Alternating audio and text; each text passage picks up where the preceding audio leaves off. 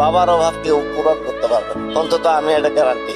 পুরা পৃথিবী একটি, বাবা মা একটি, আল্লাহর পরে বাপ মা আমি মনে করি। আমি তো একটু বাবা, সন্তান যখন আমার কাছে চাই সাধ্য মোতাবেক চেষ্টা করি, কারণ আমার বাবা তাই মনে করতো।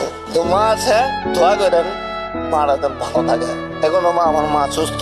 যদি কারো বাপ মা থাকে আমি বলি ওনারা যেন বাপ মারা যেন সেবা করে, কারণ আমিও বুঝতাম না আমি যদি বাবা না হতাম।